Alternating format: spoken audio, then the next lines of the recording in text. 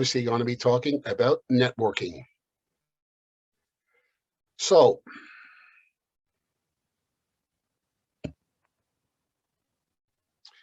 now, this is the agenda, what we're going to be covering, but I want to say a little bit about networking first. Some people network as easily as they breathe. It comes very easy to them. For those people, the idea of teaching a network training class is almost ludicrous. They don't understand why it is so difficult, but it is. This training, like all your access training, is designed for early career researchers. Some people are introverted and they might consider themselves shy, and they might find the idea of networking somewhat daunting. We will address those issues in the training. Other people might be cynical and they might think that networking has no place in science and it is something that is associated with business. We will address those issues also and show you and demonstrate to you that is not true, that networking is a vital and very important aspect of science. And lastly, we would have researchers who are inexperienced and don't know a lot about networking and are just curious to see if they can learn anything.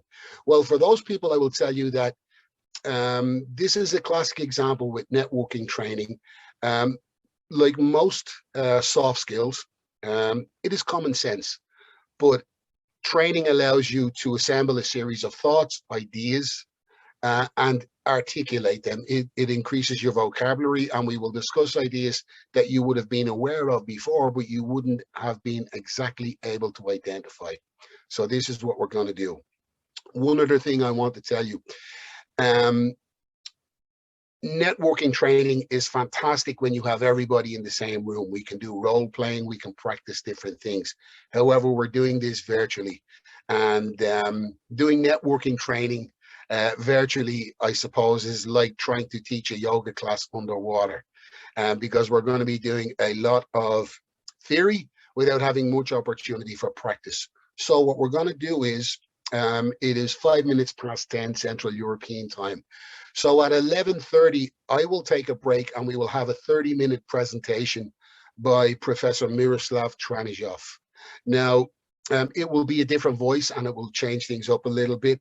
But what Miroslav is going to do is he's going to give you some practical examples of networking.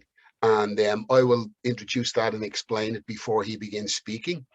And then at the end of the training, what we're going to do is we're going to suggest some practical networking exercises that those of you who can still stay with us, depending on your local time, can become involved in.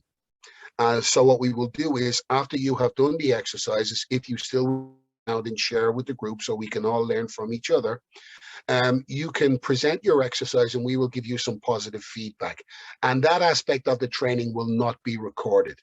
I discussed this with Svetlana yesterday, so those who actually attend the recording of the training will receive extra training and extra work that those who watch it later on will not have the benefit of.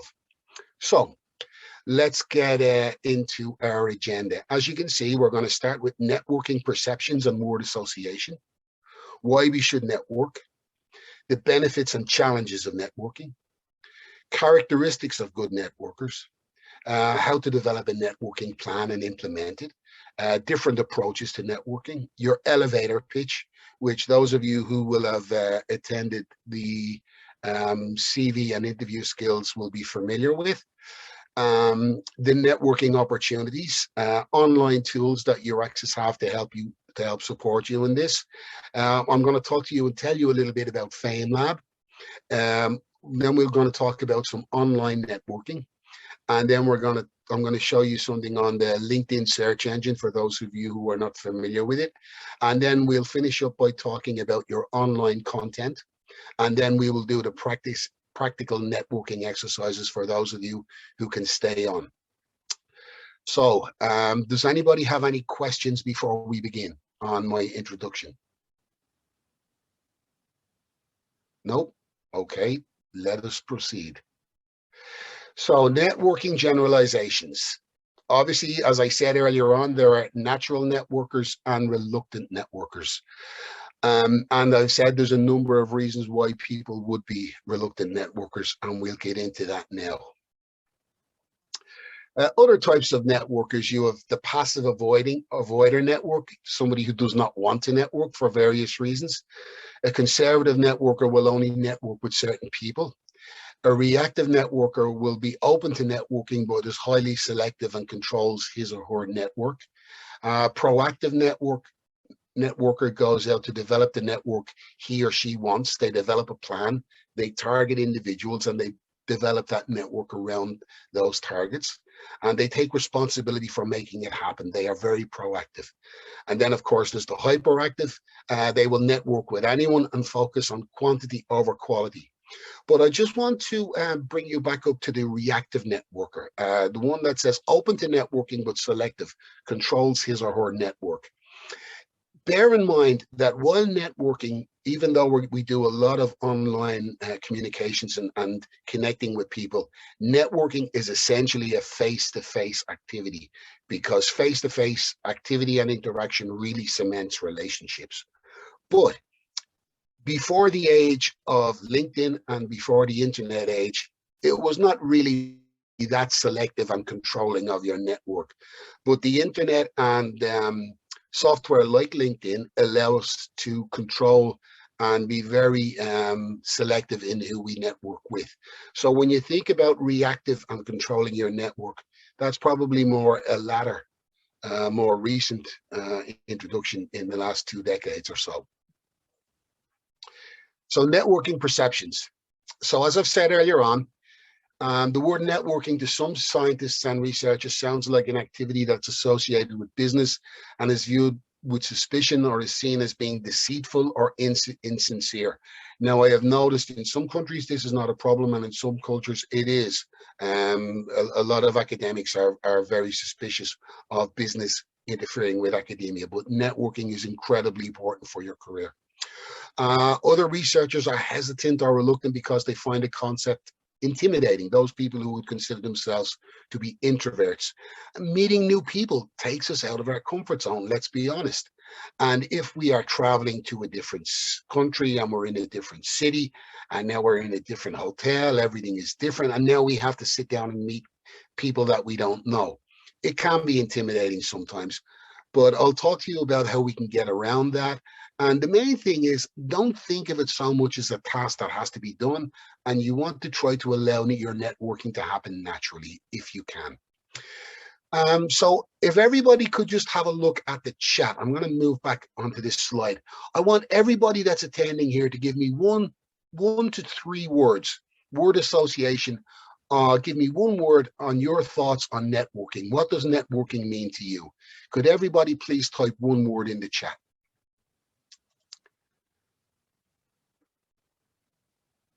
What does networking mean to you?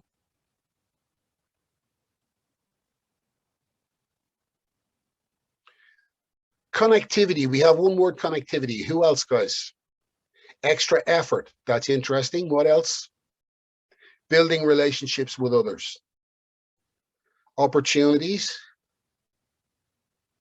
Okay, so mostly so far, it is positive. One person said, yeah, creating opportunities again. One person said extra effort, which means extra work. It can be, but I will demonstrate to you also that your extra work that you put into building your networking connections will actually and will actually save you extra work later on in your career when you're looking for people with specific expertise on whose advice you can rely on.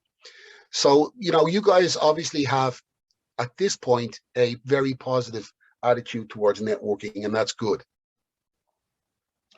So word association, a lot of people, we do these, we get words like competition. These are negative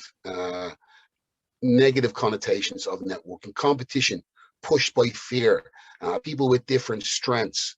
Positive word association would be team, exchange of information, exchange of ideas, and efficiency, getting the best people together to take on a particular task.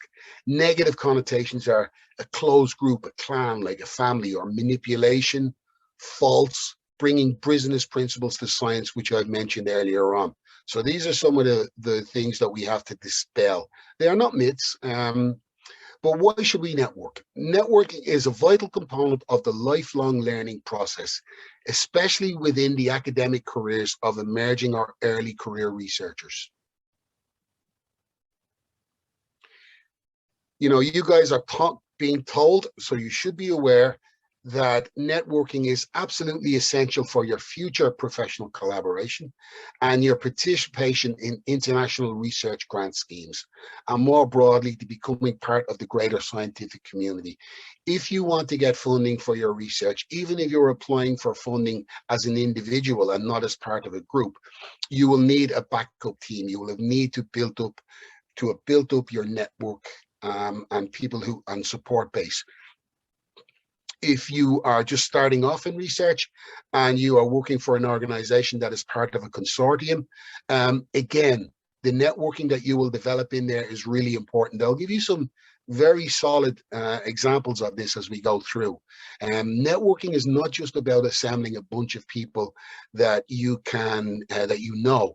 Networking is about building connections with highly competent and highly confident people who have the ability to, you know, fulfill their expertise and also be supportive of their colleagues.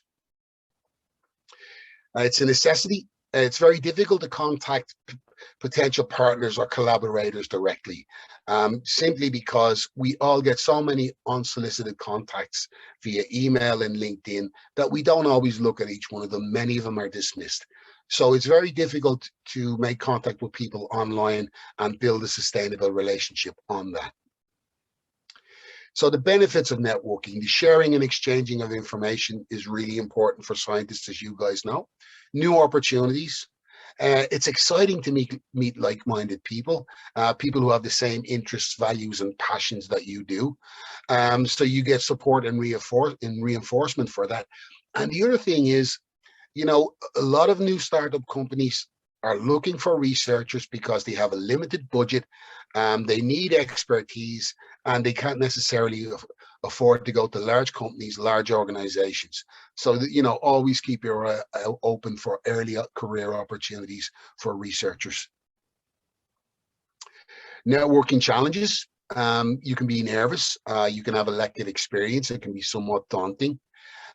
And perceived challenges, lack of technical knowledge, lack of interest in what I have to say, who's going to want to listen to me, and cultural reasons. Sometimes cultural reasons can, you know, if you're going to be networking in another culture, there can be challenges around that too. But notice that what I've put down as challenges are being nervous or lack of experience. Both of those can be overcome through practice and repetition.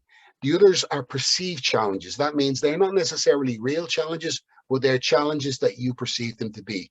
So your lack of technical knowledge would not necessarily be true. You have a PhD in your area of interest, in your area of research. So you're an expert in your own field. And lack of interest in what I have to say, again, that comes down to your confidence. It's all about having confidence, and networking is about building up your confidence little by little until you do it without a second thought. So what makes a good networker?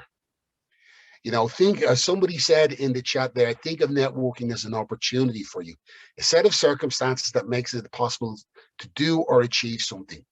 Always keep in mind what you are looking for, or what you might be looking for in the future. And always be sincere with people.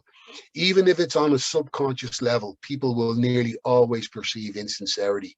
They may not be able to articulate why they perhaps don't trust you or don't trust you completely, but it will register with them. So always be sincere with people. If you cannot do something or don't know something, give them the honest answer. Always be grateful to those who do you favors or help you with your work. Always look for opportunities to return a favor or assistance given. I was looking recently at TED Talk, and somebody spoke about a networking relationship in the beginning, at least, should be 49-51, where you're willing to give that little bit more at the beginning of the relationship than you're receiving.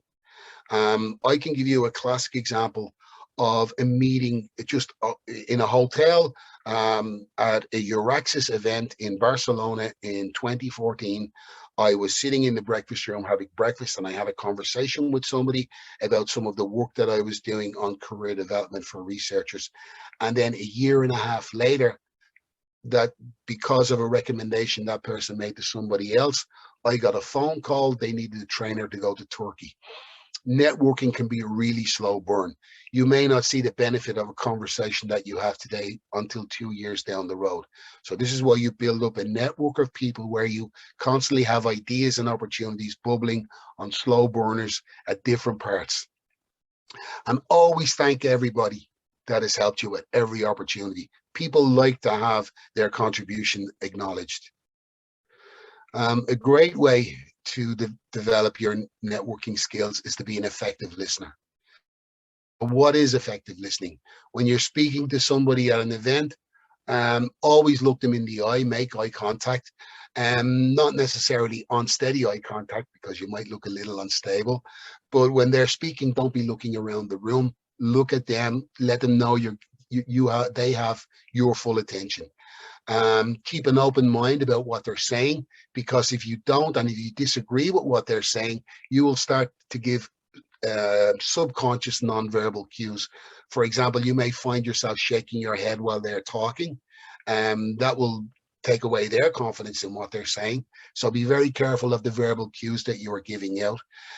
Don't interrupt and don't impose your solutions or ideas when somebody is talking. Let them finish. Listen to the words they are saying, and listen to the words they are listen to the picture they are painting with their words, and try to visualize what they're saying. Wait for a suitable pause before you ask for a clarifying question. Ask questions only to ensure that you understand what they're saying, and try to feel what the speaker is feeling. Give them regular feedback, and as I mentioned, pay attention to non-verbal cues, such as their facial expressions, how they're using their hand, and how they are facing you or turning away from you. Effective listening can be, it sounds like a lot of soft skills. It sounds really simple. It sounds like just common sense, but that's what soft skills are.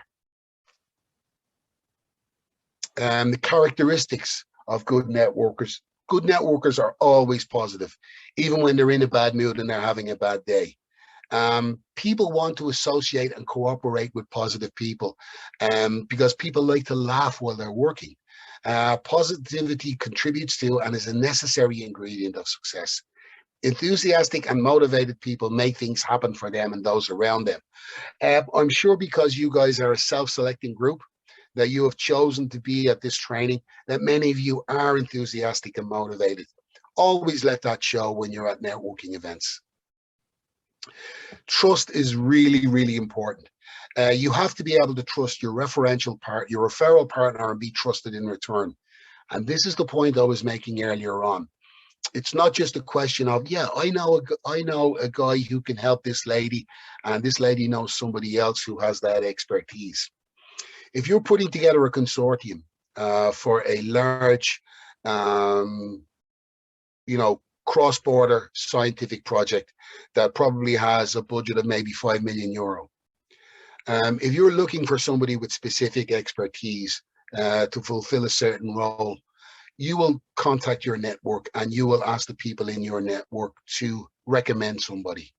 Now, bear in mind that if this person does not do what they're supposed to do, this can hurt the reputation of everybody involved in the project and make it difficult for them to get funding in the future. So this is why networking is serious. If you're going to recommend somebody, you need to know that this person, because your reputation is on the line too once you recommend somebody. So this is what networking comes down to. It's not just a question of having lots of different contacts and lots of different people know your name and you know their name. This is about exchange of information and trusted referrals. Always follow through on your promises. It builds your credibility. And, once your credibility is there, people will recommend you to others and seek you out based on your reputation for following through on what you say you will do. It takes a long time to build up a reputation. It takes a long time to build credibility. But, one or two moments of thoughtlessness or one or two moments of carelessness can, undo a lot of the good work that you've done. So always look after the people in your network, always defer to them, and always be grateful. We can network anywhere. We can network in the workplace, in meetings, at, events like the type of events that Euraxis have always had, and hopefully will have again after COVID, conferences, seminars, workshop training, and of course, obviously, there's remote networking, which we will talk about later on at the end of this session. So if you don't have a lot of experience in networking and you think it's something that you really need to do, let's talk about a networking plan.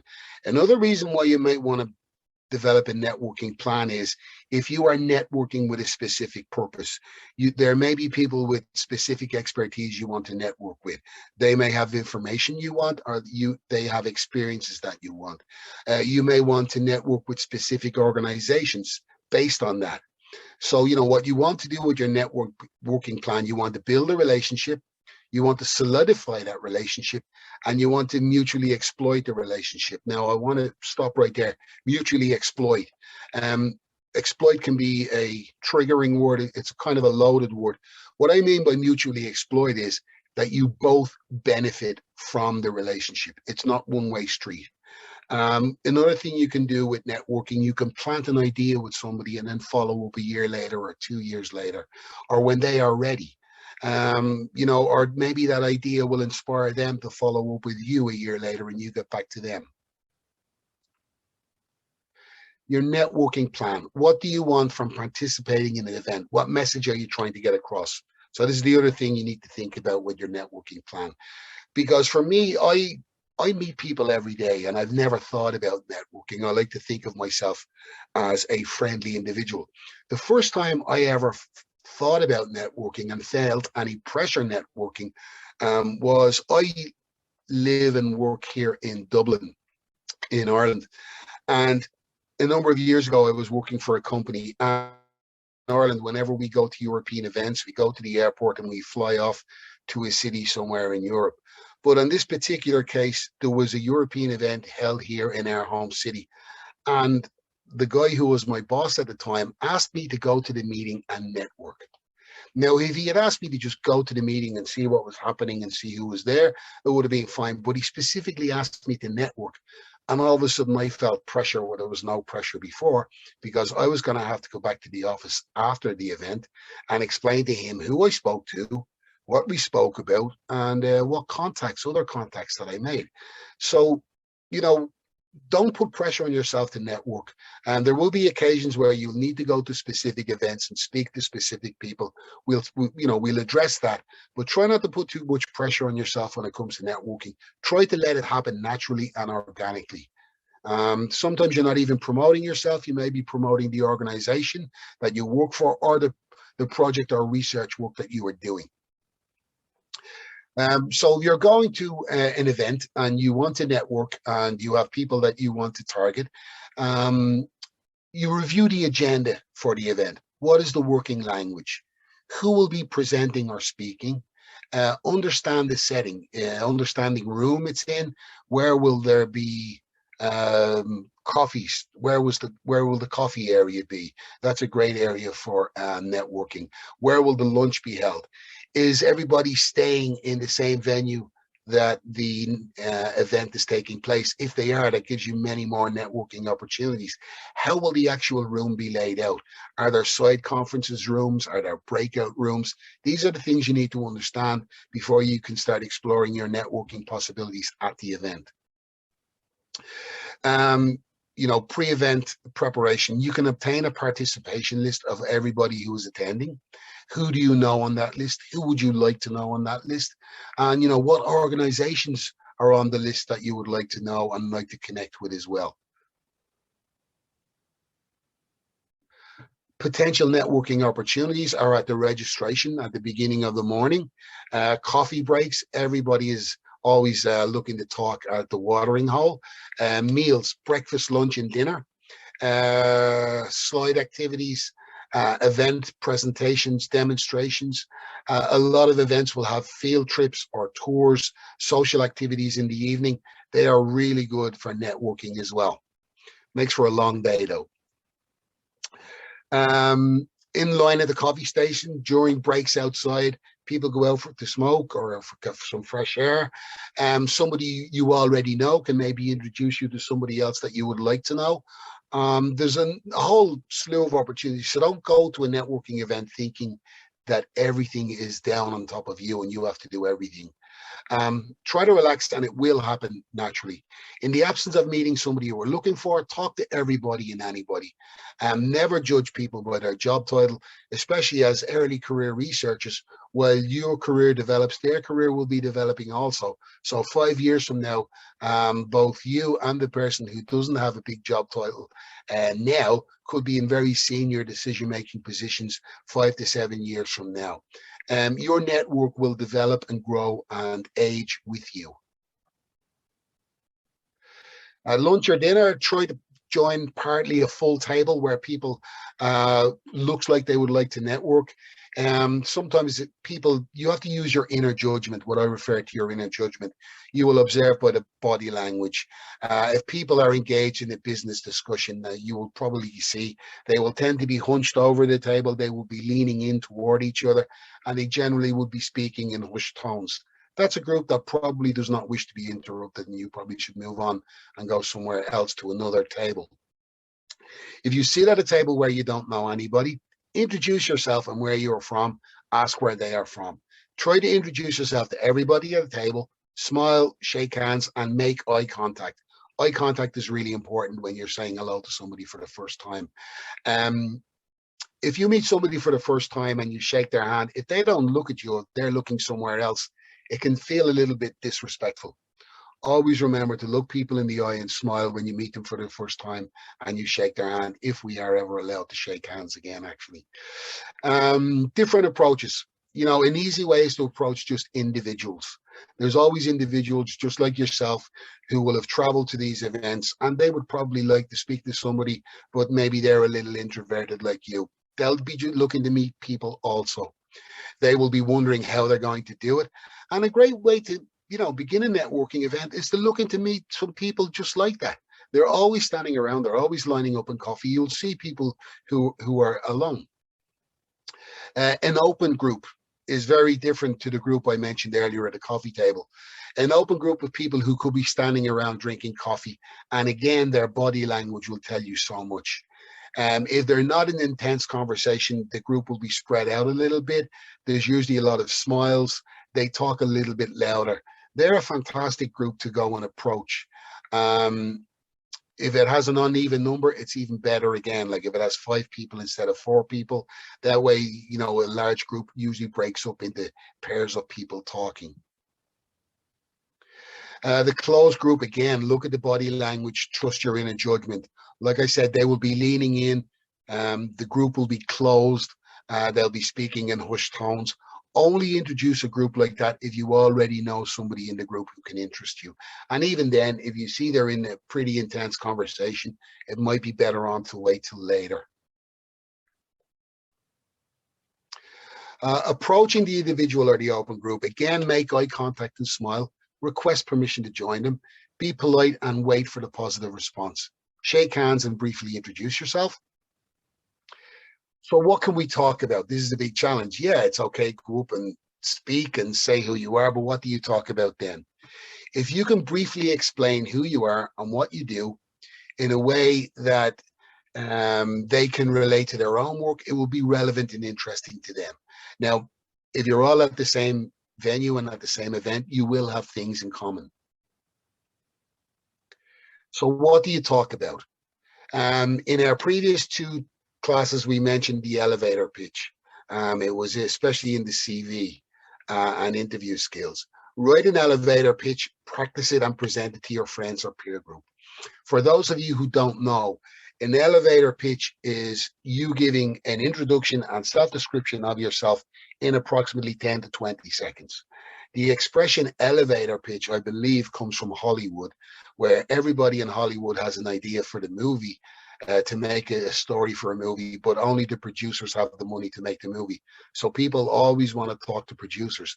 So a lot of people got into the habit of waiting for the producer to get into the elevator. They would get into the elevator with the producer.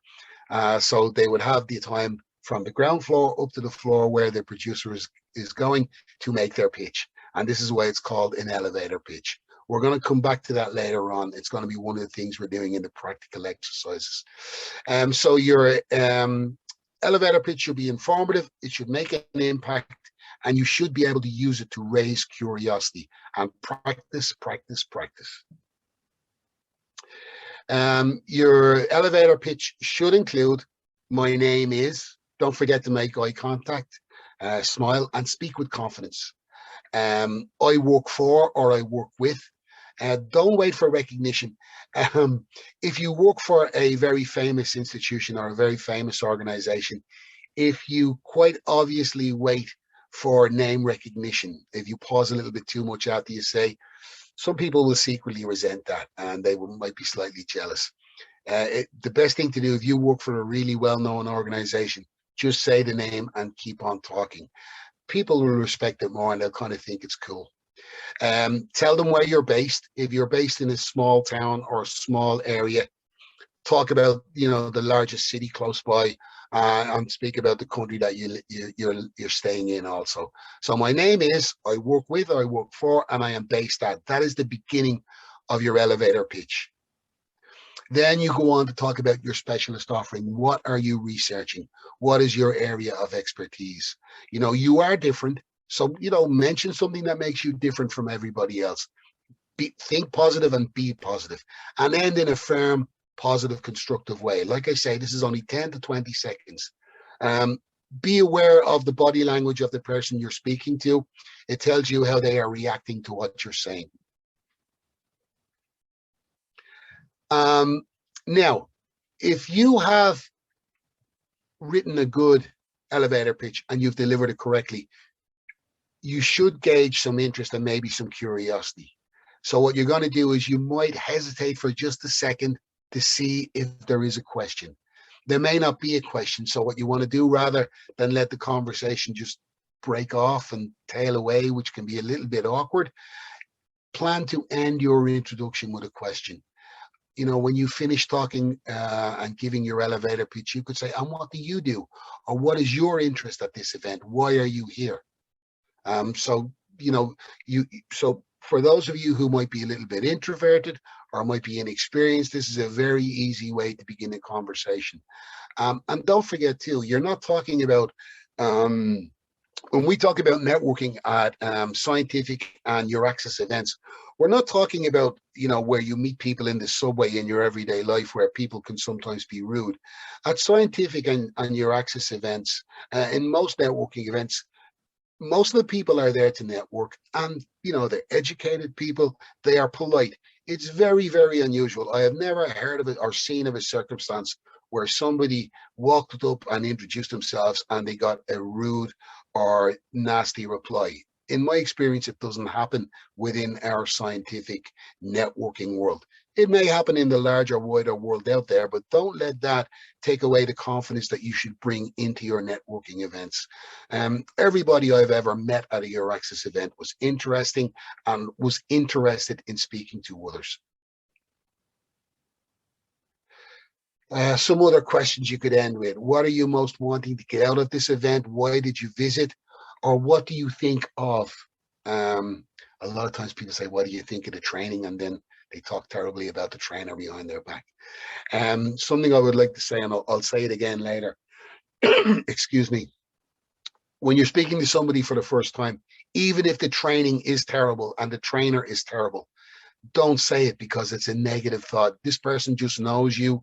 At the very beginning, only speak positively because then they see you as a positive person. Also, when you're networking, know what your colleagues back home and the people within your network are looking for. Always be on the lookout to help them connect as well. It will be appreciated, and they in turn will do the same thing for you. Another thing that makes the elevator pitch so important is your CV. As you can see, the first thing that potential employer will look for your core qualifications and skills. And that's right there at the top of your CV. But right above that is your professional summary. That's almost like a mini version of your elevator pitch. So, it's not something that you just use in networking. This is something that you'll also use for your CV, which is really important as well. It's a way of you to define yourself to people who don't know you. So it's really important. You're going to plan and you're going to place in their head the thought of how you wish to be perceived, whether it's in person in networking or as your professional summary on your CV. So back to networking again. It's not so much that you have to talk a lot. People actually enjoy being with good listeners also. If you can get people to talk to you in a meaningful way, people will be drawn to you. People will want to speak with you. Good listeners are always popular, usually more popular than good talkers. If you are going to an event, you can get a lot of exposure by giving a presentation to a wider audience. Even if your presentation is absolutely terrible, somebody will always come up to you afterwards and tell you how great it was, and that will begin a conversation. If you don't want to give a presentation, it might be possible for you to chair or facilitate or rapporteur a particular session or meeting. That way you get credibility by association. And again, you will then have a chance to discuss what has just happened with people afterwards over coffee. If you were at an event, you can ask a question of the speaker. When you stand up, give your name and give the name of the organization you are from. One thing that I have seen from time to time in circumstances like this, where somebody has made a presentation and then they will invite questions. A person from the audience will put up their hand, they will give their name and where they were from, but instead of asking a question, they'll kind of use this moment as their moment in the spotlight and start to go off on a tangent or maybe give their opinion on something that is not necessarily associated. People don't like that. They see it as you're taking their time and you're trying to steal the spotlight from yourself when the spotlight should really be on the speaker. So, be careful, ask questions. It's a great way to get known because somebody else sitting in the audience might relate to the question that you have asked, and they may approach you about that over coffee later on or at dinner that evening. Social activities around the event are really good. If an opportunity arises, go for a nightcap or a social drink or coffee after dinner. I think it's a great way to get to know somebody if you sit down and have a meal with them. Don't talk about work. All of a sudden you start to learn about their family, about their background. It really solidifies relationships. Remain friendly and objective. Don't criticize the behavior of other people at social events. If you are very friendly with somebody and you connect on a personal level, and they're a skilled researcher, that is their job. That's what they do. Don't worry if they go and dance on a couple of tables at night after they've had a couple of beers. That is how they enjoy themselves. Don't judge them. Don't criticize them. As long as they're able to do their work, they can be fun people to be around. And don't carry stories either. It's not all about work, especially over dinner, unless the dinner or event is specifically to discuss work.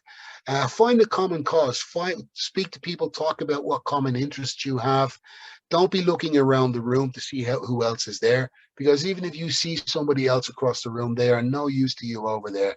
And the people you are sitting with will pick up on the fact that you're not that interested. If you're sitting at a table, give your full attention to the people you're sitting with. Think about the different cultures that people are coming from and the etiquette. What is the norm for them? What is the norm for the city you are in? Greetings are always a big deal. Do you give handshake? Do you kiss on one cheek? Do you kiss on two cheeks? Business cards also. Having business cards. What do you do when you're leaving? How do you say goodbye? These are norms you need to familiarize yourself with. Be curious. Everybody has a story and everybody is interesting. Where are they from? What is their background? What hobbies, interests, passions do they have? How did they get into this area of research? What made them do it? And if all else fails, the favorite topic of at every Euraxis event is, how did you travel here? What airport did you use? How did you get from the airport? When are you leaving? It's very, very common icebreaker at Euraxis events. If you attend an event with a colleague, don't stay together because you feel more comfortable. Separate and go meet people yourselves individually. And again, if you're walking around alone, it'll be easier for you to meet people than if you're sitting with a friend. Again, have your business card. And in terms of getting away, sometimes we can stop and have a conversation with somebody and we exchange our information, but maybe you need to go and do some more networking. Don't ever lie and say, oh, I need to go to the bathroom, or I want to go get a cup of coffee. Be honest with people again. Say, listen, it's been great to meet you. I will follow up with an email, and maybe we can work again in the future. I need to go and speak to some other people, and just move on. From there, they will be happy. You shake hands and you go away. Maybe you can meet later for a coffee, or you can meet at a social event the next day. Follow-up is really, really important because it reminds people who you are, and it refreshes the meeting or discussion that you had. Whether you promise to follow up with an email or a referral, always do so. Always follow up on your commitments. It shows that you have commitment. It builds trust, it enhances your reputation, and it strengthens the relationship. If the contacts are not relevant to you, and maybe you need to re-examine your approach. Always try to remember people next time you meet them. There's a number of ways you can do that. You can write down names, you can associate pictures with people, etc. So just to do a slight recap on what we've covered so far, networking is not and does not need to be a cynical activity. It's all about relationships built on mutual trust, not trust, but mutual trust. I trust you and you trust me. There are different types of networks. There are different ways to network.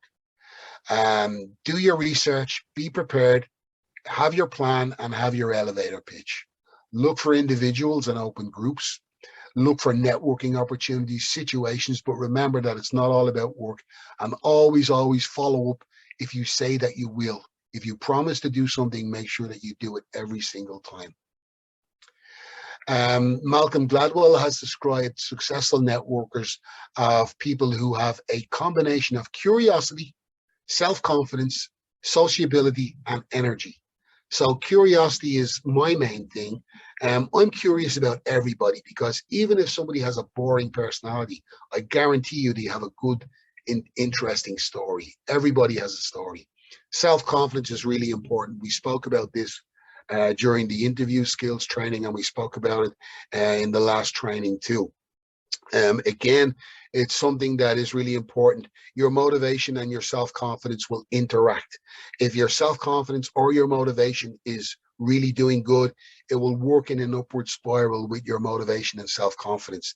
If your self-confidence is down, it will work in a downward spiral.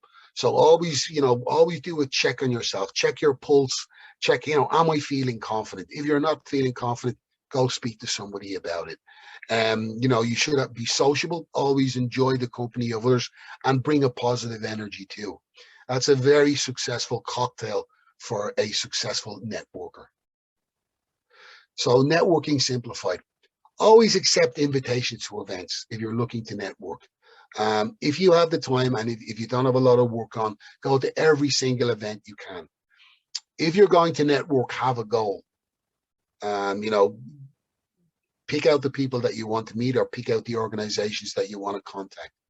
Try to meet a new person for coffee when you can. Again, this can be around your schedule, but we meet so many people in our lives, in our professional lives, and we will say, oh, we should have a coffee sometimes, but we never do.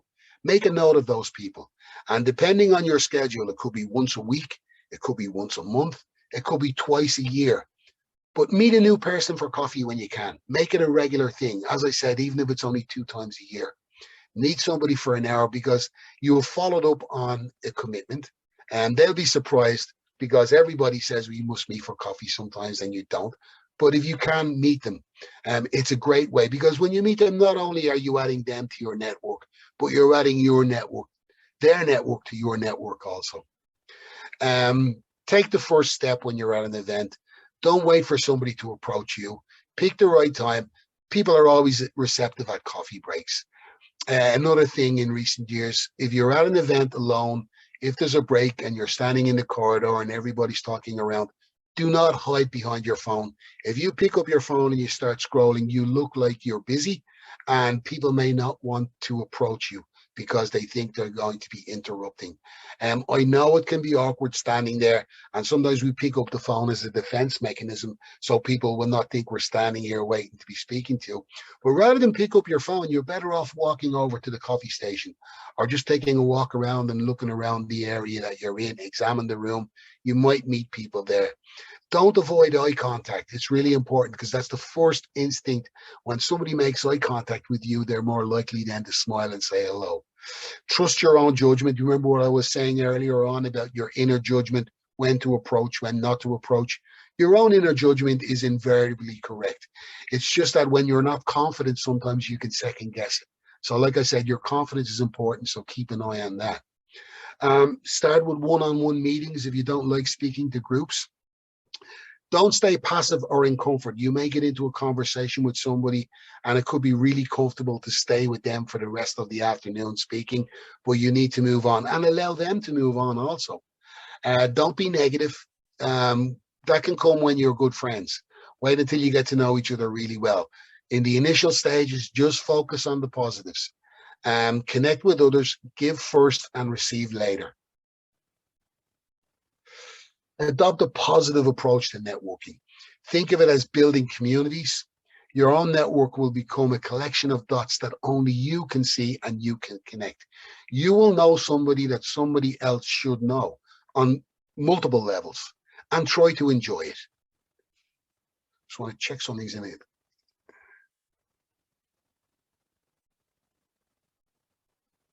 Oh, somebody's made a comment here. I want to read this. Will the offline events ever resume as pre-COVID? As a PhD student, I don't get invitations for events. Conferences have mostly been online the past 2 years. And our team is also reluctant in sending students to offline events, even during the short period when the events were happening hybrid. Now that we know that we can attend and present online, which is much cheaper with less health risk, we attended online conferences. But even when we do oral presentations, there was no real networking opportunities. You made a couple of different points there. The first thing I would say is that I think just within the Euraxis world anyway, I think your in-person events have proven to be so valuable for networking and setting up communities that I think we will return to it. However, I think that we will have lost a lot of the training. I think some training will remain online because of cost and will allow us to do more training with the same amount of money. But I think that online events will return because I think they're far too important to be ignored. And don't forget too, the reason why the European Commission is paying the Euraxis network to teach networking skills is because they realize the importance of networking to scientific progress and to the progress of your own individual careers. So yeah, online events will return. So, you know, traditional networking, it's exciting to meet like-minded people because you get support, reinforcement, and affirmation, and it's the best option for cementing personal relationships. FameLab, I want to talk to you about. Some of you may be familiar with FameLab. It's a fantastic exercise for young researchers to do. It's an international competition. It's an international competition to find and support the world's most talented new science communicators.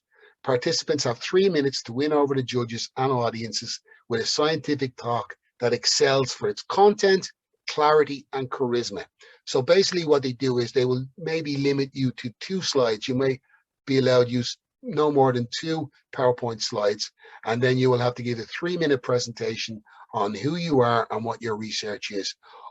In terms of communication tips, I would strongly advise each and every one of you to go onto YouTube and check out some of the FameLab contributions.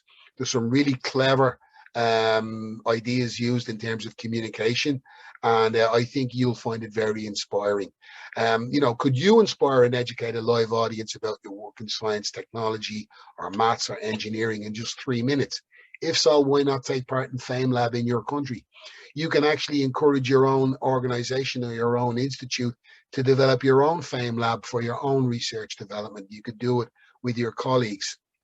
We're going to come back to this later on, because I'm going to give you an opportunity to do something like this similar. Social or online networking. Networking is an ongoing process. It requires persistence, attention, organization, and goodwill. Incorporate the art of networking into your job search, and you will gain opportunities and build relationships that can last a lifetime. So before we get into social and online networking, I think this would be probably an optimum moment to take a break. We will take a break until we're talking Central European time. Central European time now, it's almost 5 minutes to 10. So we will take a break until 10:15. Excuse me, Central European time is 11:15. It's almost 5 minutes to 11. So we will take a break until 11:15. And then when we come back, I will speak for a little bit more. And then before I really get into the online and social networking and we get into the practical exercises, we will have that presentation from Professor Miroslav Trajanovic. In the meantime, before we break, guys, does anybody have any questions or any comments they would like to make?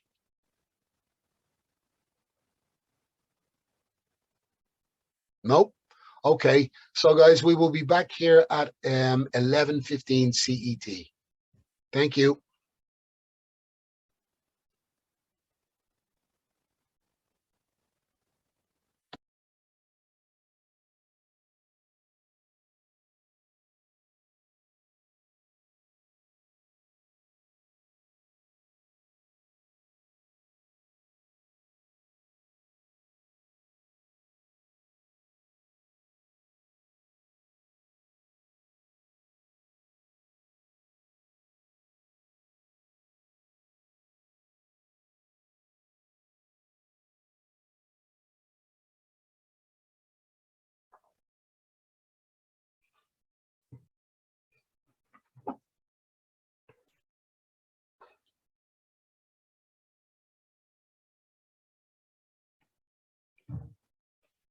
Hi, everybody. I'm assuming you can hear me again now, and I'm back to sharing my screen.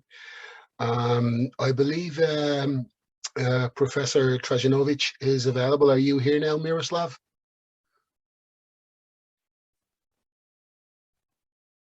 Elena, can you hear me okay? Yes, I can hear you, Dean. Okay. I can hear you, Dean. Okay, great, Miroslav. Thank you. Guys, as I mentioned earlier, Professor Miroslav Trajanovic is going to do a presentation now.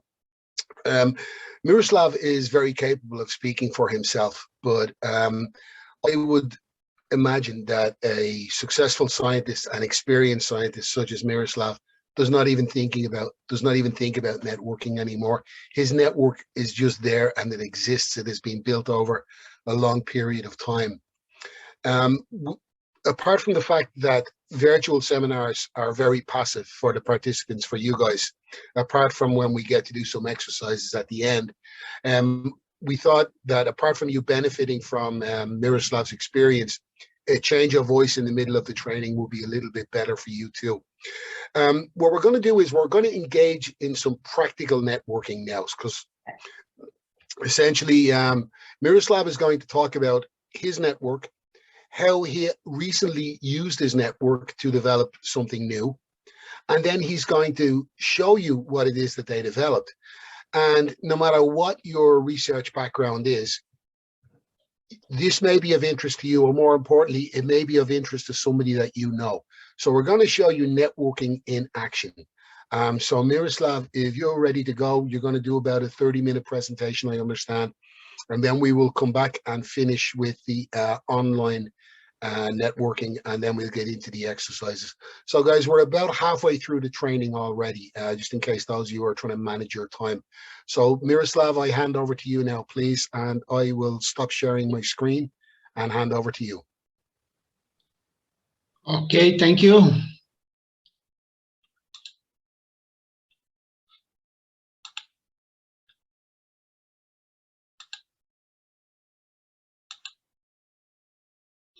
Okay, I think you can see my presentation.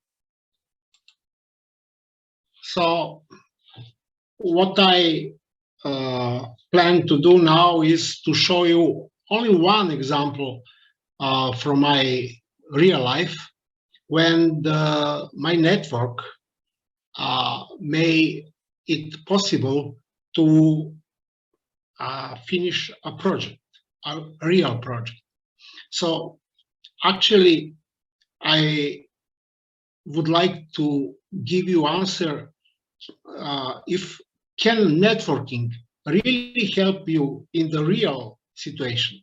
So before I explain the problem, I would like to say something about me. Not too much, but first, I'm professor of information technology with a background in mechanical engineering. So even I have great experience and knowledge in information technology, but I'm almost know nothing about, let's say, psychology or sport or medicine. But 2 years ago, I developed one platform, so-called OpenClick platform, as an open science project. The aim of the platform, the aims of the platform are to discover physical status, skill, and abilities of people based only on human-computer interaction tests. We create 9 tests, and later on I will show you them. Also, the platform allows other researchers creation and implementation of their own projects that use the common OpenClick infrastructure. And the basic aims when we start this was to teach my students, especially PhD students, on open science principles, which are very, very important these days. So me and my colleague made OpenClick platform. Actually, it's OpenClick project, which offers a set of testing tools which measure specific user performance in human-computer interaction. So it is intentionally made with computers because this platform doesn't need any additional equipment. It is only necessary one computer and with the mouse. Each test is designed to measure one exactly defined type of interaction, like typing letter, or clicking a mouse, or scrolling a screen, something like this. Those are the basic elementary interaction with the computer. During the test, several samples are taken. The average value of your behavior is calculated, and then this average value is recorded in the database as a result of the test for specific person and specific test. So the citizen can test the system is open. You can approach to the system and test yourself. So citizen can test their physical status, and then they can compare it with the rest of population. It's so-called citizen science in pure sense. Also, in the case when more tests are done, the citizen can monitor their condition over time. So I will switch now to the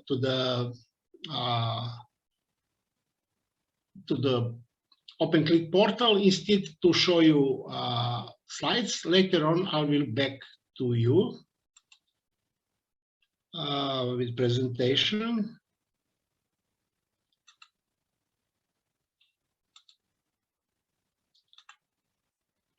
So this is OpenClick portal. So as I told you, the primary aim is to teach my students about open science. So you can find here many presentation like what is open data, what is open science, what is open access, what is open peer review, and so on. You know, there are also some frequently asked questions. Then you have here OpenClick program, which I explain later. You can see methodology behind the OpenClick program. You can see data, software, published paper, and so on. Also, you can download the data set and to play with this, because once when you have a big data set, you can try to find answer to different questions. Everything is open, so even you can try this.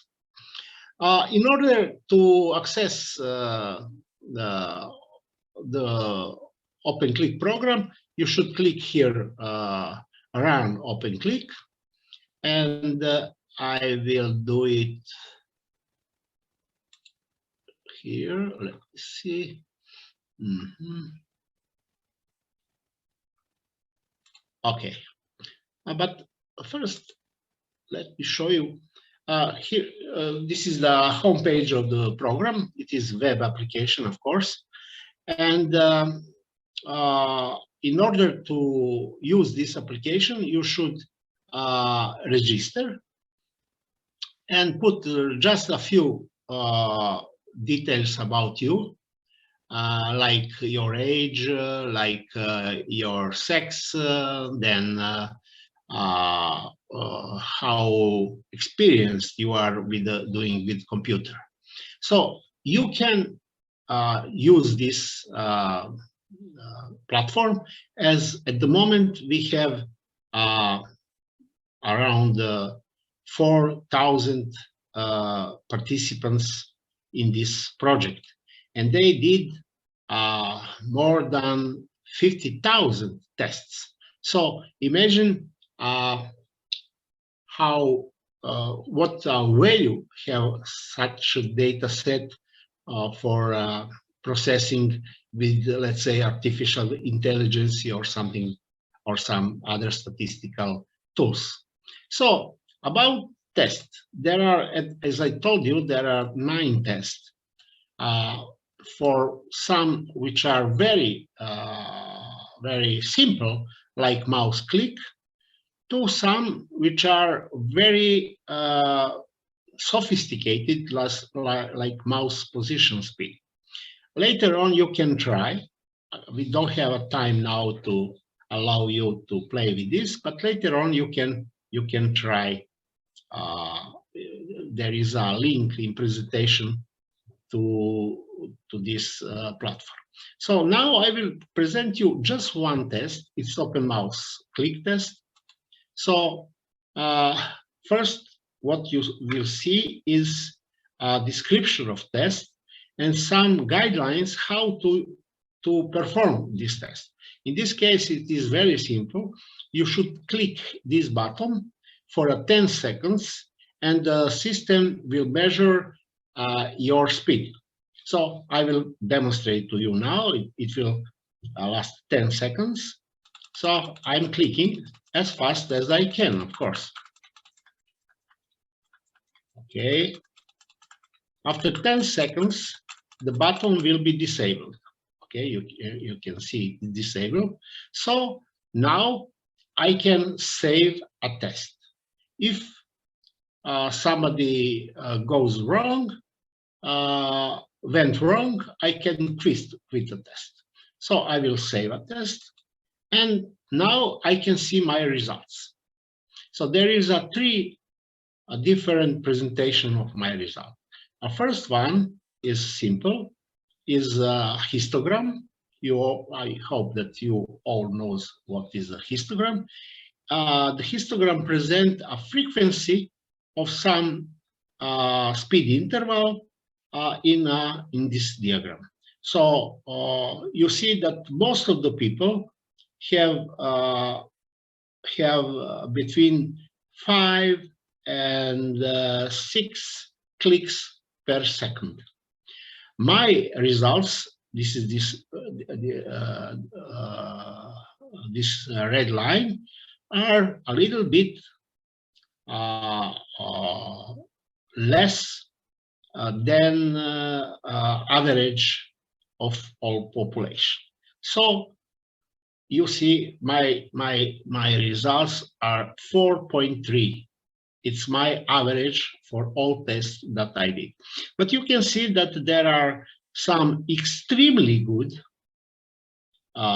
tests and some that it is almost impossible to imagine, like this one.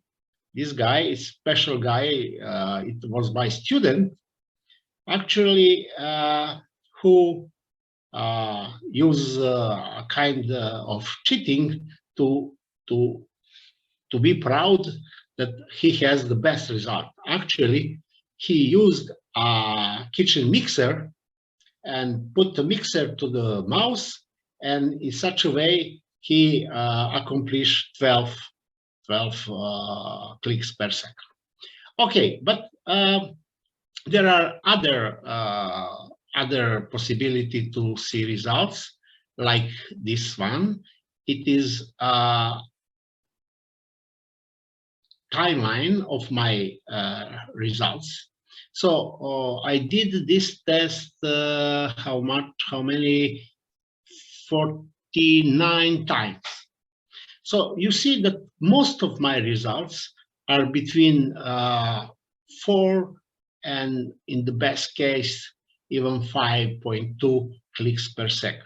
But also there are some very bad results, like this one on only 1.9 click per second, or this one 1.8 click per second. And I know exactly what's happened. A day before, we have a wine testing event, and tomorrow morning when I did a test, I had very bad results. Also, day before this testing was my wife's birthday. So you can see that my physical status influence result of testing. And finally, a third way to present results is to present a radar diagram. There are 9 tests, and you can present on one picture all the results. So it is so-called the radar diagram, and now system is collecting all my data, make average, and also make average of the rest of the population, and I get this result. So the brown polygon is actually average value for all 4,000 participants in with the data in the database. So you can see the shape is like this. My results are this blue line, and you can see that in the most of the case, my results are not so close to the average population, because I'm a little bit old. But having such a shape, you can see if somebody has a problem, especially it can be done with the artificial intelligence. So this is what we did. And then now I will back to my presentation. Now you understand what is OpenClick. So sharing, sharing, which one is?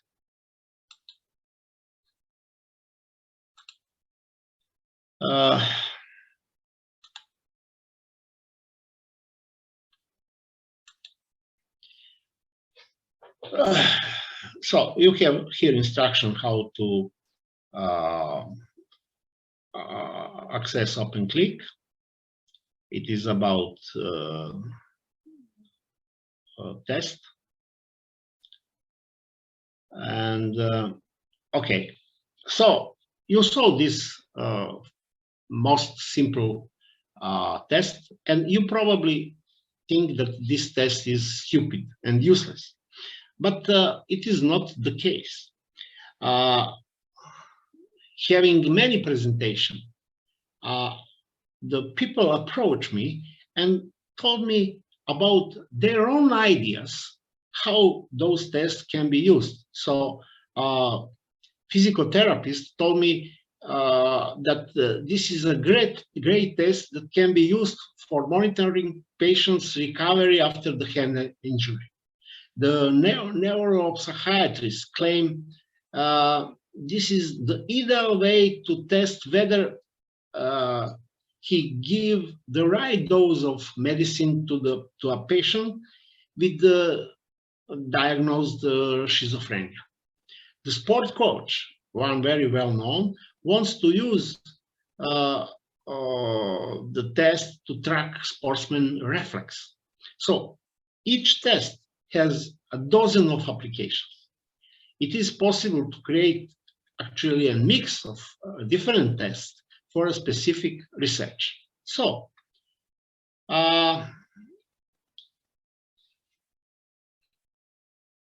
having such a platform, my PhD student realized that with the help of OpenClick, it will be possible to measure the motivation of athletes when they compete with our rival. If you are a coach and you have a new candidate for a team, then you are interested in how expressed the self-motivation of that athlete is. But how you can recognize if somebody is enough self-motivating for your team? There is no any sensor that can measure it. You can do it by trying, by trainings, but it is time-consuming process. So what the coach are interested in is, does motivation of the candidate, of team candidate, drop or not if the opponent is weaker? Does his motivation increase or not if the opponent is better than them? So my students was pretty exciting with his idea, and a little bit pushed me to start with such an internal project. So obviously the problem is multidisciplinary, including coaching, sport medicine, sports psychology, measurement in sport, computer programming. Remember, on the beginning I told you that I am mechanical engineer with my background. So I actually I don't know. I know very, very little about those disciplines. So I decide to consult people from my network. So it's me, And okay, I have my PhD students, and I have my associate, Professor Dragan, which is also professor in IT, and he helped me to build OpenClick platform. So we are three. But I have my network. Okay, Professor Dragan is also in my network. My student is my network, and many more people. I present just that. But all of us do know nothing about psychiatry, psychology, about sport medicine. So I decided to call my friend, Professor Anton from Slovenia, which is professor for sport measuring. And I present to him my idea, and he was very exciting. He told me, come on, it's an excellent idea, but how we will check if it is work in practice? So he told me, you know, in my network, there is a very good professor, Dopsai, which is a swimming coach, and he likes to connect coaching with the information technology. So he used his network to connect Professor Dopsai with me. And when we three present idea to Professor Dopsai, he realized that beside the practical aspect, we have to consider a psychological aspect. And because none of us was psychologist, he called his friend from his network, Professor Peter, which is professor for sport psychology. So now we were pretty much completed, but we find out later on that also we need somebody from the medicine. So Professor Peter engaged from his network, Dr. Anna, which is professor for sport medicine. So you see that starting from one person from my network, we made a full circle of knowledge. So now we have all necessary knowledge to do a project. And we did it, and the first results are excellent. Now we are about to publish a couple of papers from this project. So this is how network can help you. So you should not have all necessary people in your network, but network somebody from your network has somebody else from his own network. So you can networking in the infinitive way. So, but by doing networking and use the people from the network, think that the networking should always have a mutual benefit. Not only benefit for you. Yes, okay, so from time to time only for you, but if you make a win-win situation that everybody have some benefits, then you will be very popular in your network. So think about this, always to make win-win situation. So what we offer to the people in the project, we now have also those people in my personal network. So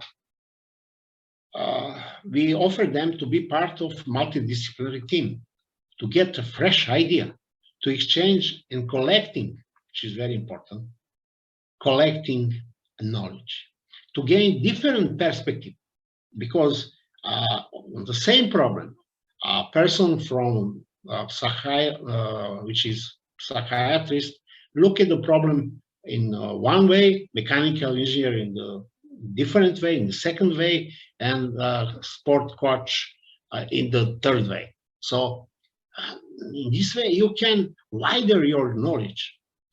Then we offer them to publish research papers, and we, as I told you, already prepare two at the moment. To be also, I offer them to be co-supervisor for the PhD of the student, to be part of PhD defense committee, to prepare new project proposal with this problem, issue, topic, whatever you want, and to develop their own network by collaborating with us. So you can see that for all participants in our project, all of them have some benefits. So they are happy. This is win-win situation. And let me sorry, what is going on? Let me finish my presentation by sharing some of my experience, how I built my network. So I'm a member of many expert bodies, sometimes governmental, sometimes industrial, and by volunteering in such bodies, I met the people and I built my network. Also, the Congress or conferences are very good place for a networking. Either through discussion, either through your presentation. Even I have to say that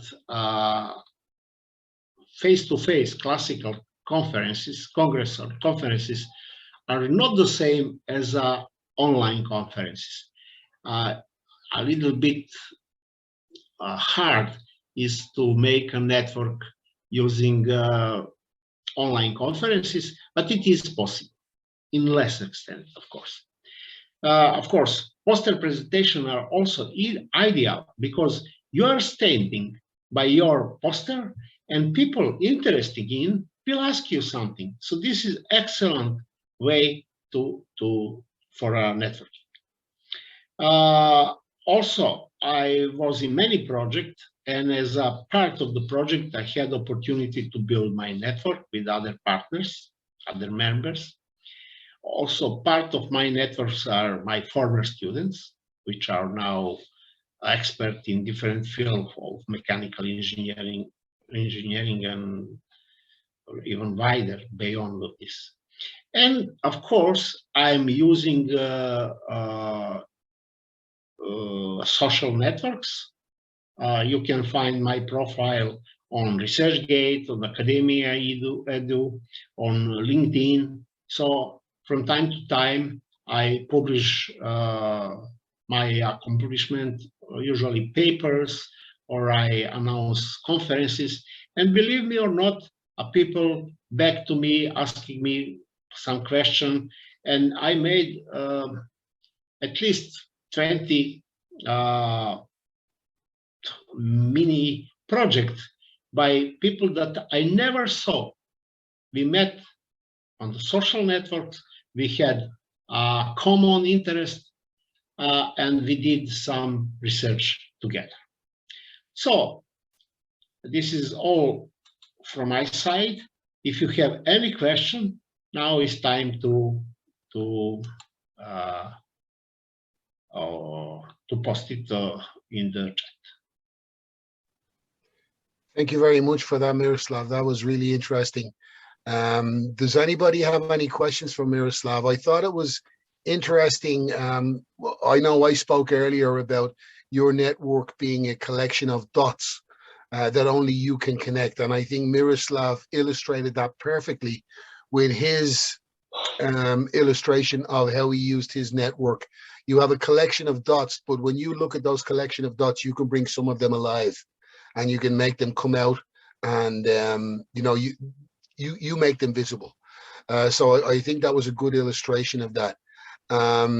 Miroslav has had tremendous experiences. Do we have any questions on that at all, guys? At the moment, no. We're not very inquisitive at the moment. Yes, there is one question. What is the difference between open science? Oh, yes. And science. So open science means that all of your results are open, not only results as a paper, published paper, but also data that you collect or produce during your experiments. Also, methodology which you are using during your research. And if you are interested in open science, there were open science training organized by Svetlana Dimitrova. And if you try to find it, you can find a recording on YouTube channel of Euraxis Bulgaria. It is free, you can access, and you can find out what is open science. Citizen science is something different. It is also part of open science, but citizen science means that your research include citizens as participants. One of good example of citizen science is OpenClick platform, because any citizen can approach platform, can test himself, can follow his own status during years, you know, and of course he is he has possibility to comment, to send us the comment, to ask to improve our project or whatever. So he is a part of our project. You saw we have 4,000 participants. 10% are our students, but 90% are citizens and researchers too, of course. So I think I will give you answer. Thank you very much, Miroslav. That was excellent. Thank you for your help and your input.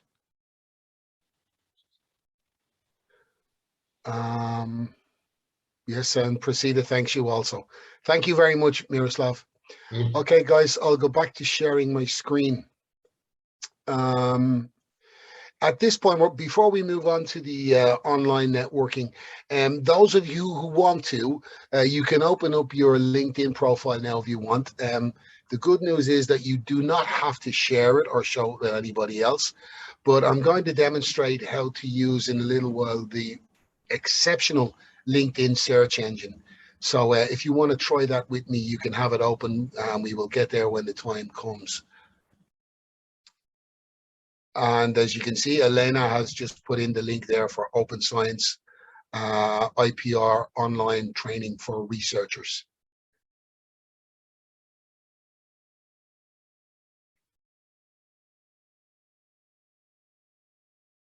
So anybody who's further interested in open science, the link has been placed there by Elena.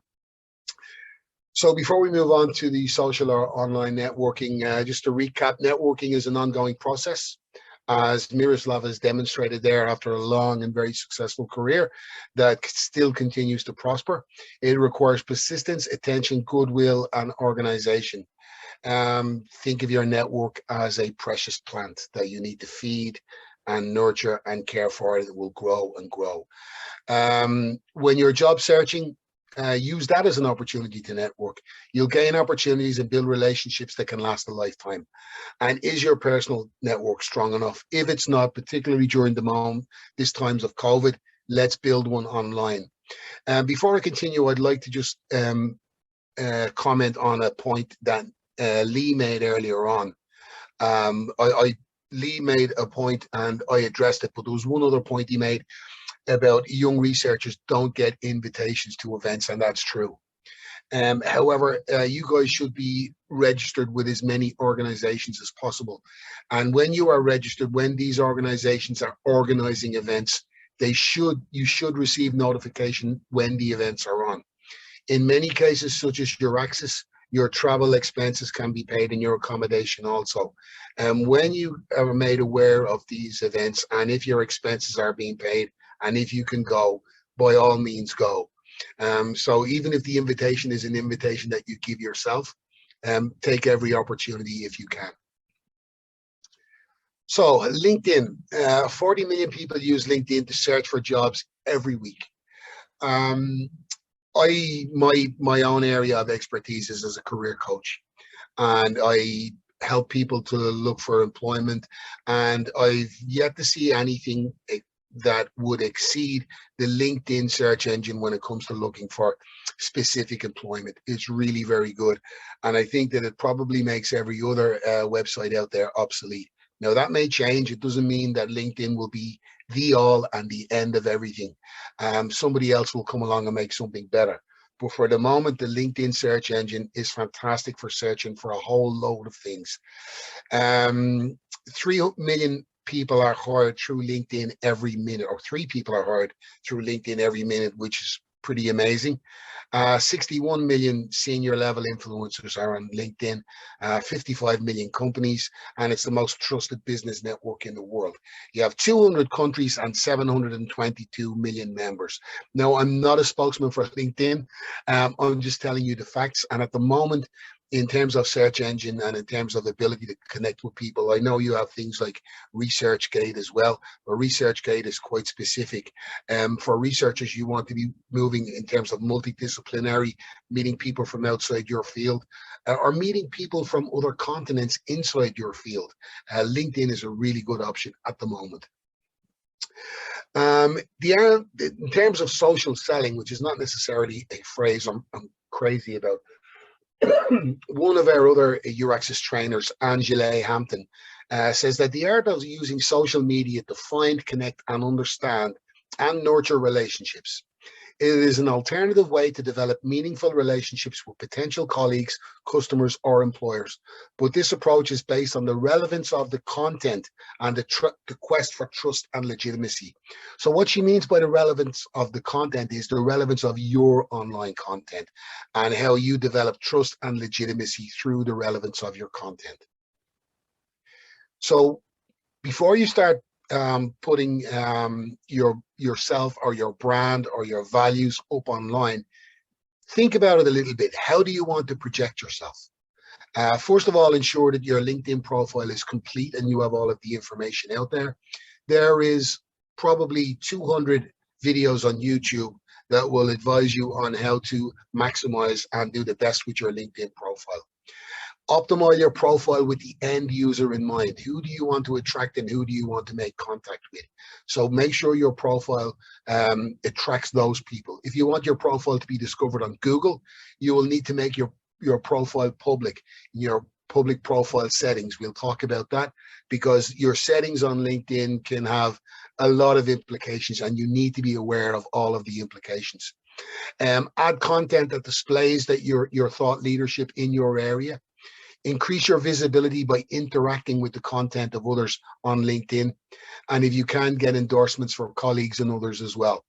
And if you can afford to, and you have a good reason to, you can at least temporarily upgrade your LinkedIn membership in order if you want to do some very specific searching that you don't necessarily get to do from a public member.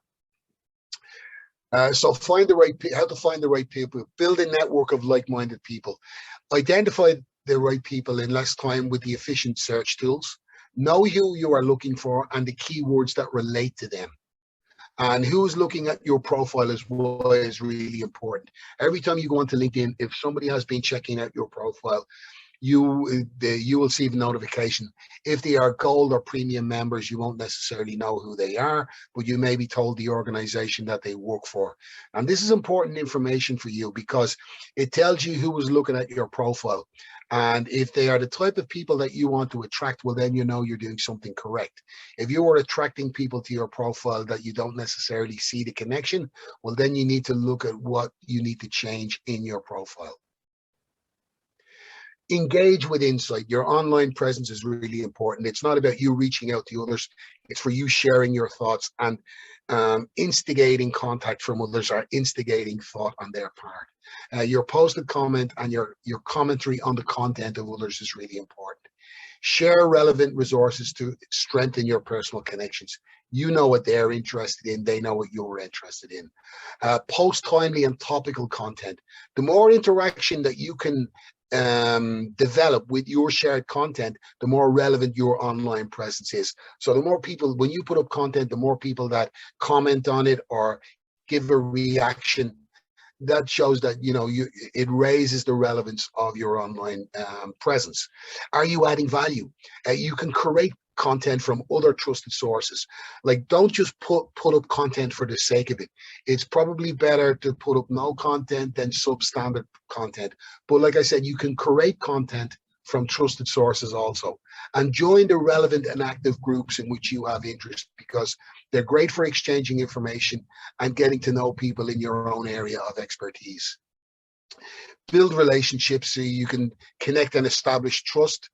You can personalize your connect message. When you decide you want to connect with somebody, don't just press the button. You can write a message in there. Tell them why you are contacting them and why you want to connect.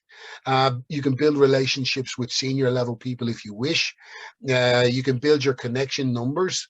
There seems to be a great emphasis on numbers in LinkedIn. I wouldn't worry too much about that if I was you. You know, concentrate on quality over quantity. People are more likely to accept your invitation if you were already connected to somebody that they know. And you know, build trust and build interest in what you have to say with your content. Understand how the person you are trying to reach thinks. Why are you contacting them, and what can you say or do that will pique their interest? As Tim O'Leary says, invisibility is a far greater threat to artists than piracy is. So you'll make sure you're out there, get yourself noticed. You know, somebody out there could be looking for somebody just like you. How to find the right people or the job. So we're going to talk about the search engine now. Now, I'm going to talk about it, but this means absolutely nothing until you see it in action. So I'll talk a little bit about it, and then I will do some searching online, or I will give you guys the opportunity to search through your own account. If you're targeting a person or a specific organization, you can refine your searches using the Borrellian search, using the words and or not. You can use paragraphs, or you can use brackets and close brackets. Meet somebody online. I'm just give you an idea now what I'm talking about. We will go to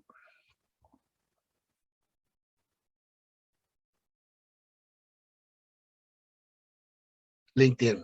Okay, I want somebody to click on their microphone and shout out something, give me something to search for in terms of their area of research interest. Anybody? Sustainability. Say again? Sustainability. Sustainability, great. And let's put in, will we put in research as well? Sustainability research, or researcher, let's say. What do we not want in the results? Is there something that we don't want, or is there something that we want to add to it? Is there anything that we would like to add, guys? Dean, sorry, if you are sharing something with us, we do not see. Thank you for reminding me. Of all the things I ever lost, I miss my mind the most. I will try to share again. Yes. Okay, so we have sustainability researcher. Okay, we'll hit a search on this and see what comes up, right? Now, the first thing I want you to look at up here, when you're checking the results of your search, first of all, you can choose sustainability researcher. You can look for people. You can look for posts on sustainability research. You can look for jobs on sustainability research. You can look for groups on sustainability research. Like you click any of these. These are all researchers with an interest in sustainability, and that will further break down into connections, locations, and the current company that they work for. Okay. Now, again, if we go back to jobs, no matching jobs in sustainability at the moment. But we would have a lot of posts. If you're looking to network, you can go through these posts and see, you can come across people who have very similar thoughts, ideas, and goals as yourself. We also have companies, schools, courses, training events. That's really important when it comes time when you develop your career development plan. You may have targeted specific training that you require in order to move to the next level. This will help you to find it. Again, like Lee said earlier on about events, if there's any upcoming events, they can be posted on LinkedIn as well. Let's see if you can get an invitation or maybe get your travel expenses paid. You can put in, let's give you an idea what I'm talking about, sustainability and environment. Okay. And then again, we got a whole load of, now this is just in jobs, right? But if we put in sustainability and environment, and of course, it's only looking in the European Economic Area, as you can see, I can make that a worldwide search also. But we can put sustainability and environment, but not research, let's say. Okay, so if we want to exclude research, well, then you can do that also. Because this is a worldwide search engine, I would advise you to look at those slides. We will be sending you the slides. So look at the slides and you will understand how to use this type of search. I think the LinkedIn search engine is one of the most impressive things, and it has so many multiple applications for researchers. Even if you're thinking about, you know, what kind of careers can I explore in the future, this is a great way to do it. So I would highly recommend the LinkedIn search engine. Are you seeing my slide again now? No, we are still seeing the LinkedIn profile. Okay, let me get back here to the slides.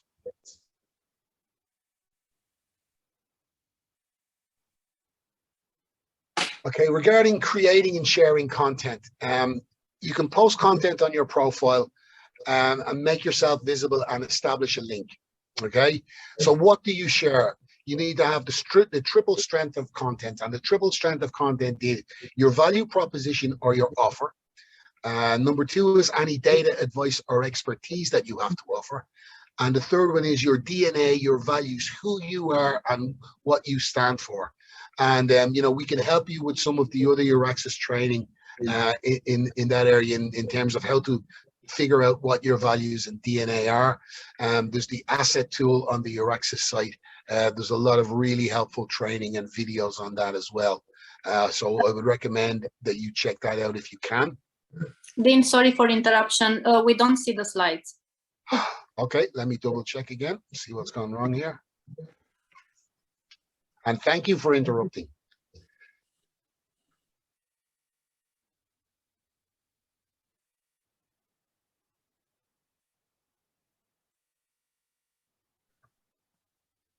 Okay, you should be able to see the slides now. Yes, perfect. Thank you. Okay, thank you. So yeah, the asset tool, strongly recommended. It's on the Euraxis portal. There's a lot of training in there, various areas of training. If you're looking to access your values, etc., like that, we've done that in the last training, and it is in the career development section. So as you can see, I've got some screenshots here at the slide, but in terms of your content, speak up and mix up the type of content that you post. Show your expertise, share the content, show your DNA, show what your values are. See, if you're just putting up information and sharing content, you're doing the same thing that a lot of other people do. But if you express a passion or express something that is really important to you and say it is important, that makes you slightly different from everybody else. So then somebody who shares the same passions of you would be more likely to reach out and try to contact you as well.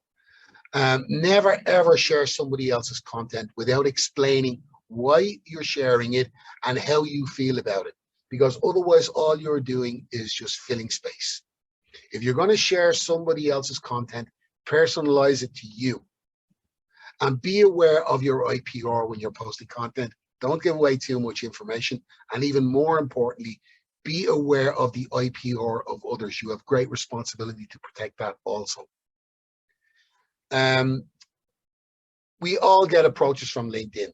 I do, especially because of what I do for a living. A lot of people that contact me try to sell me training aids, try to sell me more training, etc. So I tend not to pay too much attention to a lot of cold approaches on LinkedIn. So a lot of very busy people are too. And let's be honest, the more busy you are, the less you need LinkedIn. If you're really busy and you're working a lot, you probably don't even get a chance to check in on LinkedIn that often. So, you know, make sure when you're contacting somebody that, apart from the fact that they're busy, they're probably coming onto LinkedIn for a specific reason, and they may not even look at all of these people who are trying to contact them. Establish a presence first. Establish your online presence before you try to make contact with people. Be interesting before you try to attract interest. If you're going to send a message to somebody via internal messaging, as I said earlier on, personalize that message and give it a purpose. You know, it's not just a question of saying hello. Have a specific question or a specific suggestion. And, you know, if you make contact, if you're in the same roughly the same geographic area, perhaps you could arrange, you know, organize a meeting or a cup of coffee. Do you remember what I said earlier about meeting people on a regular basis for coffee? Try to do that. Because as Miroslav said earlier on, there is no substitution for face-to-face meeting. So when it comes to your online content, mistakes to avoid party pictures. They make you look less than serious. Don't be spamming lots of different requests. Don't say, okay, I need to have, you know, 70 more contacts by this time next week, so I'm going to start out with a load of invitations. People will remember you as a pest. Don't try to make immediate solicitation when you become aware of somebody, and make sure that you contribute regularly on your chosen online platform. If you choose an online platform such as LinkedIn, you have made that commitment. So go back and visit. Your access trainer, Angela Hampton, she recommends an action plan that requires only 10 minutes of your time each day. So for 10 minutes each day, you could open up your LinkedIn profile and you could improve that profile. You could search your targets or get in touch with some people, see what your targets are up to, speak up and share your information, you know, and maintain by spending 10 minutes a day networking, saying hello to people, even people already in your network that you haven't spoken to in a while. Send them a quick hello message. You know, it's better because you may need to call them in 2 weeks' time to ask them. So then you won't just be the person who only calls when you need something. You need to be aware, not just on LinkedIn, but of all that online platforms, the value of your data and privacy. LinkedIn exists not to make life easy for you. LinkedIn exists to make money. And the data that LinkedIn collects is worth a tremendous amount of money, especially to recruiters. So you need to make sure that your profiles are set. I'll give you just one bad example. A consultant wasn't really happy in his job, so he started to do a job search on LinkedIn. The problem was, once he started searching, he wasn't aware that his notification settings were letting other people know that he was looking for work. So a recruiter contacted him, but his present boss was able to see his new connection with the recruiter and the two managers at the company where he was thinking of applying for a job. That creates a very awkward situation. So make sure you are familiar with the privacy settings in LinkedIn and make sure they're set appropriately. There'll be different times when you'll want to change what those settings are. Beyond inquisitive bosses, there are inquisitive recruiters. If you want to keep your connections private for any reason, go to your LinkedIn account. As I said, in the top right, in the tab underneath your Me tab, you can click privacy and settings. As I said, guys, you will be sent these slides, so don't worry about taking notes. These slides will be sent to you. Choose who can see your list of connections and select only you if you want privacy. Then under settings and privacies, you have an option of you can share job changes. Every time you share, you change jobs, or if you're 1 year in the job, automatic notifications will be sent out to everybody in your network. You can choose no if you don't want those notifications to go out. So before you start playing around on LinkedIn, make sure you understand what your privacy settings are, who can see your information, and more importantly, who can't see your information. Another reverse psychology trick is to concentrate only on your content, but make sure that your content is really relevant and really important, but only let those within inside your network see it. Potential recruiters will be able to see your content, and if your content is highly relevant to what they're looking for, they'll become intrigued and become really inquisitive, and then they will reach out to you to learn more. You can also do incognito browsing on LinkedIn, because everybody knows if you look on somebody's LinkedIn profile, they are notified that you are looking at their profile.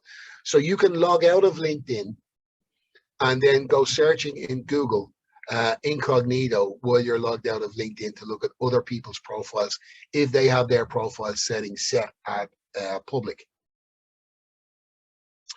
So just some reminders. Networking is not and does not need to be a cynical activity. Networking is all about relationships built on trust. There's different types of networks. There's different ways to network. Do your research, be prepared, plan, and pitch.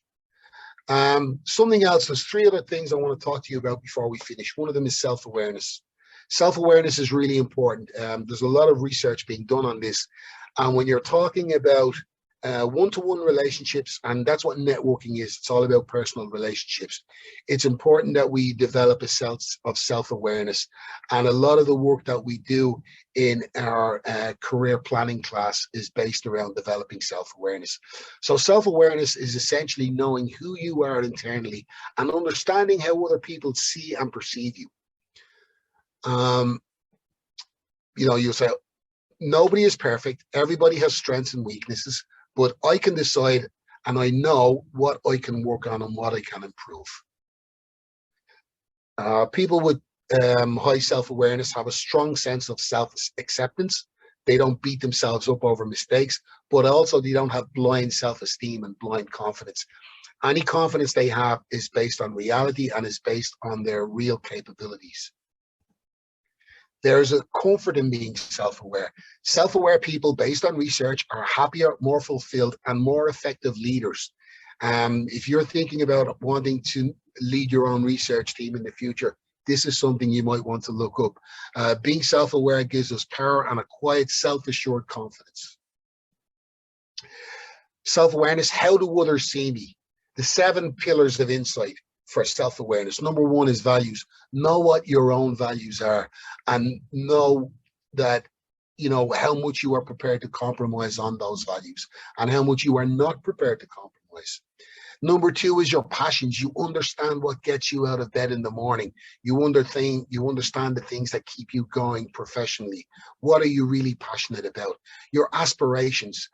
Somebody with self-awareness will have realistic aspirations that they always keep in mind, and they tailor their activities around this.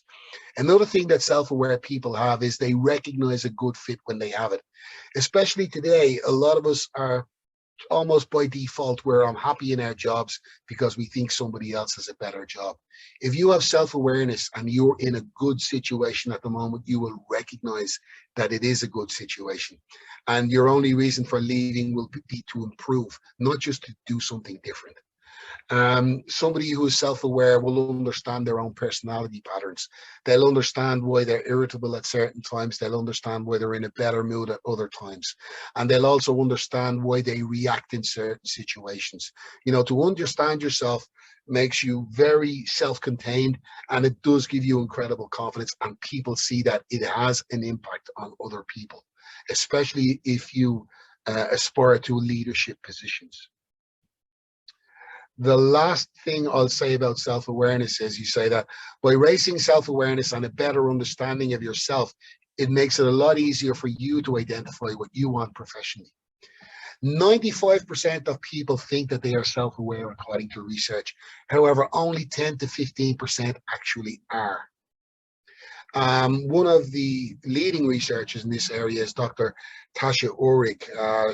she's got a huge online presence herself. If you're interested in this area, I would recommend you look her up. She approaches the topic in a very accessible way. She stated that self-awareness is the meta skill of the 21st century. Well, she would say that, wouldn't she? I don't know if that's necessarily true, but I do know that self-awareness is important, especially to those who have self-awareness. So that's one tip for you to go off and look on. Another thing I want to mention is emotional and social intelligence. There's been a huge upsurge, on the back of this whole new self-awareness thing. There's been a huge upsurge on EQ, which is emotional intelligence, as opposed to IQ, which we're all familiar with. Emotional intelligence is the ability to communicate with others at an emotional level, to use emotions to help guide decision-making and be able to regulate emotions. Essentially, emotional intelligence is somebody who is really effective in a one-to-one basis. They are picking up on your verbal cues, they're picking up on your posture, they're picking up on your answers, and they're tailoring the conversation, not to be manipulative, but because they can sense how you're feeling, they are reciprocating in how they respond to how you are feeling and how you are demonstrating those feelings. It's almost like if psychology is, just to speak in layman's terms, if psychology is the study of the individual, this is what emotional intelligence is, whereas social intelligence is the study of the group, just as sociology is. Is EQ, emotional intelligence, related to leadership? Yes, it is, to some extent. It's important for creating good relationships between leaders and followers, and charismatic leaders seem to have an extraordinary ability to communicate at an emotional level. They know what people want to hear, and they know the right time to say it. Emotional intelligence is not necessarily just about saying the right thing. It's about saying the right thing at the right time, if that makes sense to you. The relationship between emotional intelligence and leadership is significant, but it's relatively small based on what we know so far on the research. But another form of intelligence that is important for leaders is social intelligence. So this is the ability to interact with crowds of people or groups of people. And it's really important for social influence. It involves being able to see others' perspectives and to understand the complex and abstract social norms or informal rules that govern all types of social situations. Sometimes it's just referred to as street smarts or everyday intelligence. I think in my experience, one of the most remarkable examples of social intelligence that I witnessed personally was an ex-American president called Bill Clinton. I don't know, I know it's quite some time ago now, but his emotional intelligence was almost off the charts. And he had so many little things that I had never seen anybody do before. Like, he had a lot of political scandals all through his presidency, and yet people continued to vote for him. He became almost unbeatable, and he obviously retired. He was never defeated in an election. Even little things like, for example, it is very common for us to see public speakers, especially in politics, and they will be making a speech and they will be talking about what they believe in their platform, and sometimes they will point their finger for emphasis, etc. Pointing your finger for emphasis is great for the people who support you, but for the people who don't support you, that's a threatening gesture, because you're emphasizing a point that is important to you and they don't like it. But what Clinton would do, he never pointed his finger. Clinton would raise his thumb, but it would only be a little thumb. So instead of raising his finger at a crucial point in his speech, he would put his finger up like this, it was almost like an exclamation mark. And it's a far less threatening gesture. Like, this looks like something that's really small, but it's all of these little small things that make people with high emotional and social intelligence, if they recognize it, it can make them very successful and help them in getting where they want to go. Research suggests that social intelligence may be the most important type of intelligence for leaders. That makes sense because it pertains to the group. So the good news is that these two forms of intelligence, emotional and social, are pliable. They can be developed. They both relate to interpersonal skills. And the more we develop our interpersonal or people skills, so that means getting out, going to more events, meeting more people, the more we will enhance our emotional and social intelligences. So we're going to do a group exercise now. And then while the guys are working on the group exercise, I can take questions too. Now, I realize, as I said earlier, that everybody here is working on a different time clock. So for those of you who can hang around and do the exercise, this is great. For those of you who can't, thank you for attending. But you're going to have a choice. You can have a choice of writing your elevator pitch limited to 20 seconds or less, okay? Or else, if you feel a little bit more adventurous, I want you to do one PowerPoint slide and do a 2-minute presentation on your research. Now, this is a very non-threatening, mutually supportive atmosphere. So I want you guys to take advantage of this, those of you who can. Most of you will not even remember my name or my face 6 months from now, so you're definitely not going to remember the other participants. So this is as private. And don't forget to, when you guys are sharing what you've done in the exercise, this is the element of the training that is not being recorded. This is the extra bonus that you guys get for attending the training today while it is being recorded. Those who watch it later on will not have that benefit, okay? So you have a choice. You can write your elevator pitch, or you can do a FameLab type presentation where you use just one PowerPoint slide to support your 2-minute presentation. Now, with the elevator pitch, you have a choice. You can type it out in chat and give it to us, or else you can do it on camera, and then we can give you some positive feedback. With the FameLab, you will have to do it on camera, and we will give you some positive feedback. Now, obviously, our numbers are going to go down, but that's fine. That's okay. Some of us can stay and some of us can't. So I'm going to give you 30 minutes to work on it, because some of you might want to do the FameLab, and that might take a little bit more time. But I'll put up some reminders here. So for your elevator pitch, you want to start with, my name is, I work for, or I work with. I am based at, whether that be an institution, a city, a region, or a country, and your specialist offering. Talk a little bit about your area of research and end in a firm, positive, and constructive way. That's your elevator pitch, 10 to 20 seconds. If you choose to do the presentation instead, you will only use one slide only. Now, the presentation will obviously include your elevator pitch, because that's how you will start. Then you'll briefly introduce and explain your research, and you are limited to 2 minutes. Now, there's a famous old story back from the days when people used to write letters to each other, when one brother was writing to another brother, and he said, I'm really sorry for writing such a long letter, but I did not have the time to write a short one. Now, that seems funny and counterintuitive, but the thing is, it is more difficult to write short, concise messaging than it is to use a lot of words. So this is all about you being concise with your thoughts, articulating your thoughts in the quickest way possible, but also developing the confidence to do that as well. Because, you know, public speaking is all about practice. The more you do it, the easier it becomes. So I encourage as many of you as possible to participate. So I'm going to give you 30 minutes.